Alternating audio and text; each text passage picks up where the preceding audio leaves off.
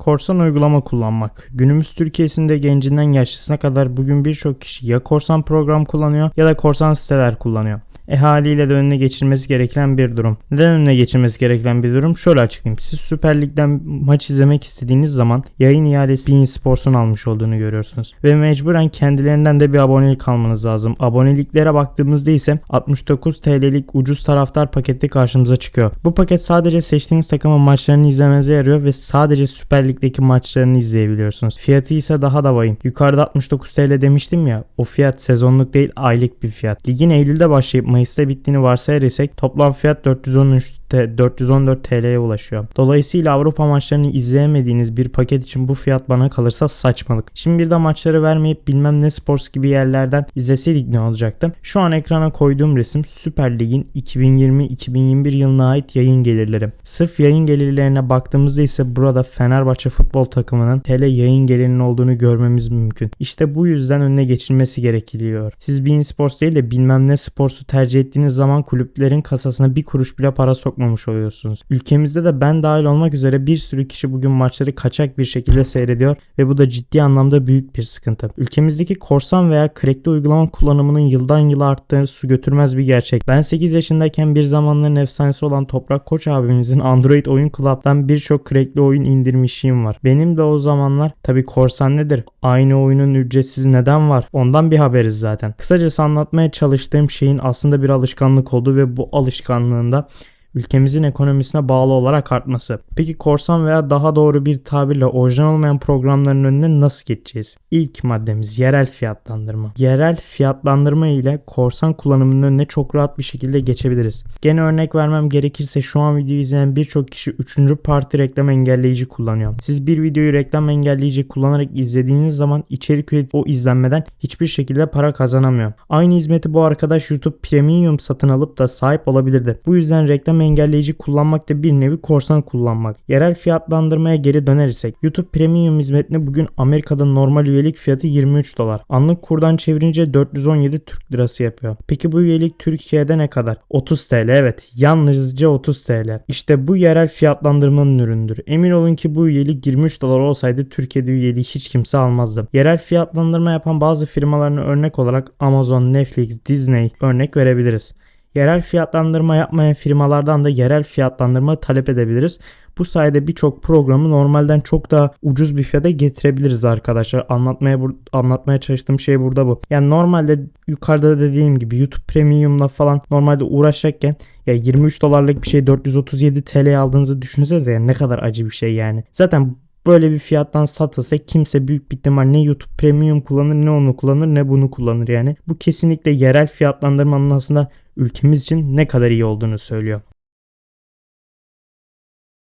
Oyun sektöründe oyun yapımcıları maalesef ki daha demin yukarıda bahsettiğim yerel fiyatlandırmayı umursamıyorlar bile. Eğer umursasalar Red Dead Redemption 2'nin Steam'deki normal fiyatı 1050 TL olmazdı. Günümüz Türkiye'sinde zaten oyun oynamak lüks bir şey olduğu için ve yerel fiyatlandırma da olmayınca oyun oynamak hem PC hem de konsol tarafında imkansız hale geliyor. Peki buradaki çözüm nedir? Game Pass ve PSN Plus veya daha doğru bir tabirle PlayStation Plus Extra gibi oyun aboneliği olan sistemlere aylık uygun bir fiyat ödeyerek bugün çoğu yeni çıkmış oyunu ortalama 30 TL'ye oynayabilirsiniz. Game Pass için diyorum burada bu arada. Ama bu gene de kesin bir çözüm değil. Oynamak istediğiniz oyun abonelik sisteminde olmayabilir. İşte burada formül tıkanıyor. Ya mecburen oyunun indirime girmesini bekleyeceksiniz ya da o yeni çıkan oyuna kol gibi ödemeye razı olacaksınız. Üçüncü bir seçenek ise sadece konsollarda kullanabileceğiniz takas sistemi. Örneğin elinizde The Last of Us Part 2 var diyelim ve siz Elden Ring kalmak istiyorsunuz. Takas sayesinde üzerine çok fazla para katmadan bu yöntemle de oyuna sahip olabilirsiniz. Açıklamalar kısmına bazı takas sitelerinin linklerini bırakacağım. Kısacası bu arada şu anlık tek garanti çözüm oyun aboneliği sunan servislere üye olmak. Oyun firmalarının zaten şu dönemde Türkiye'ye taktı falan da yok.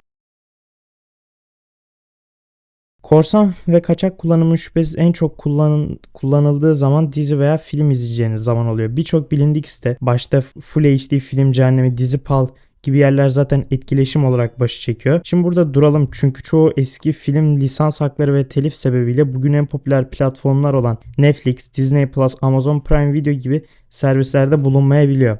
İzlemek isteyen kişi haliyle internetten bulduğu kaçak bir yerden izlemek zorunda. Bu durum gayet anlaşılabilir bir durum aslında. Fakat işin şöyle bir tarafı var. Bu saydığım servislerde bulunan filmleri veya dizileri izlemek isteyenler gene saydığım kaçak bir film sitesinden izleyebiliyorlar. Şimdi burada kaliteli hizmet sunan Netflix'e bir eleştiri yapmak istiyorum. Sen gidip temel bir plan oluşturup bunun fiyatını 64 TL yapıp da maksimum çözünürlüğü 720p yapar isen işte burada millet tepkisini koyar arkadaş. Yıl olmuş 2023, ben sana hem 64 TL vereceğim hem de 1080p izleyemeyeceğim. Yok öyle bir dünya ya. Vallahi yok. Allah ya. Sinirlenme.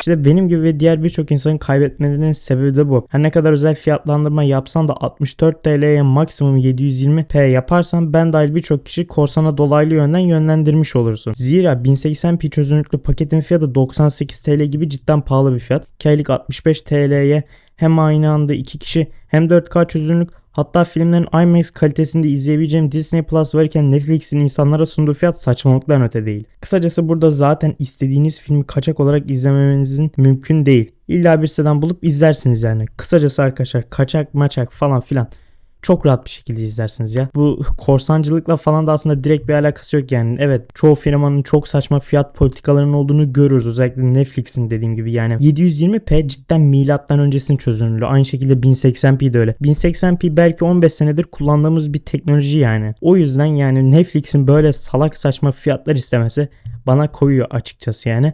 O yüzden de karar burada tamamen sizin dediğim gibi bazı böyle Netflix gibi firmalar insanlara maalesef dolaylı yoldan fiyatlandırma politikaları yüzünden korsana yönlendiriyor arkadaşlar. Bunun önüne geçebilir misiniz? Maalesef firma o fiyatları düşürmediği veya indirmediği sürece sizin yani firmanın en azından korsan olarak film veya dizi izlemekten başka şansınız yok. Evet, videonun sonuna geldik. Gencinden yaşlısına herkesin bu videodan sonra bile orijinal kullanma imkanı olsun olmasın ben alışkanlıklarının değişeceğini gene de zannetmiyorum. Nitekim bir sorun bana. Toprak Koç zamandan beri bu yıla kadar ne değişti diye. Cevap, maçları hala Jet Sosyete Ajda Hanım'ın sitesinden izliyorum. Futbolcu Hakan Ünal, Jet Sosyete Ajda Hanım, iş insanı Ali Bey, hepsi burada. Korsana karşı kesin çözümünde yerel fiyatlandırma ve fiyatları Türkiye şartlarına göre ayarlamak olduğunu söyleyebilirim. Biz kullanmaya devam ettikçe de firmaların bize olan yerel desteğini keseceğini, örneğin Sony'nin 1. parti oyunlarında Türkçe altyazı kaldırması gibi futbol takımlarımızın 5 parasız kalacağını da anlatmak istiyorum. Kısadan ise parası olup da orijinal kullanmayanlar, sizin yüzünüzden memleket batacak abicim. Bak, şunları orijinal kullanın. Hadi biz paramız yok diye kullanmıyoruz. Sizin verecek paranız da var. Bir gidip 5.000 lira bir yemeğe veriyorsan bir zahmet bir oyuna da artık 500 lira ver be güzel kardeşim yani, değil mi? Sonra biz suçlu oluyoruz. Sonra yapımcılar Türkiye'den istediği parayı elde edemiyor veya film veya dizi sektörü ne boksa işte. Onlar istediği parayı elde edemeyince de fiyatlarında yerel fiyatlandırmayı bırak normalden çok salak saçma özellikteki paketleri Netflix'in yaptığı gibi fahiş fiyatlara satıyorlar. 68 TL'ye 1080p çözünürlük olmaz mı ya? Ben böyle saçma bir şey görmedim. Dediğim gibi kısadan ise arkadaşlar orijinal kullanın.